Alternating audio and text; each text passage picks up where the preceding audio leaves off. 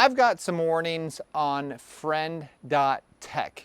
Yes, I'm going to be fudding this a little bit, but you need to actually understand what you're actually getting into.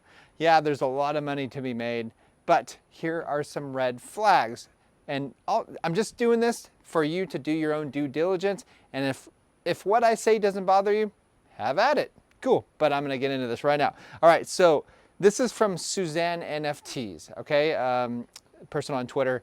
And yeah, she does bring up some really good points. So she says the plot thickens for friend.tech. Okay, it has no privacy policy. It requires you to register through Google or an Apple account.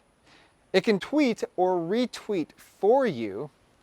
That's pretty crazy.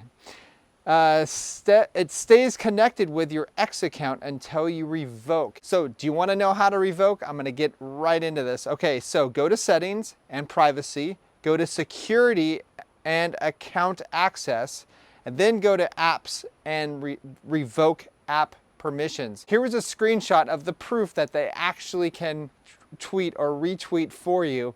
And here is the button, that red line that says revoke app permissions. This is what it looks like.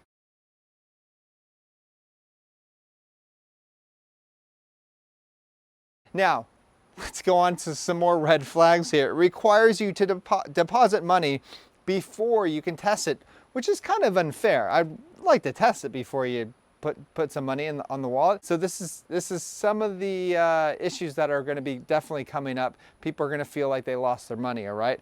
And also there is no disclosed ad partnerships, and there is an anonymous team, which doesn't bother me too much. Bitcoin has an anonymous team, and I love it. One of the biggest red flags that I have that everybody needs to be careful of is that it doxes your wallet to your Twitter handle and email. Guys, you got to be careful. So if you're going to start something like this, make sure you send your wallets to some address that they cannot link to your original fund account. You know what I mean? So if it's on your Ledger or Trezor or anything like that, you got to be careful on that.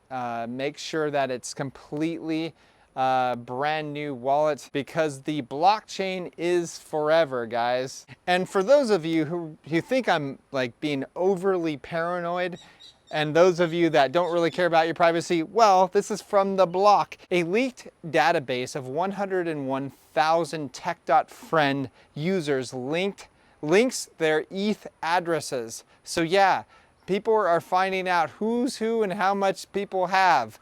Be careful, guys. Anyways, let's see what happens with this tech. If this still doesn't bother you, then go at it and have fun. Anyways, that's all I have. Like and subscribe, and I'll talk to you soon.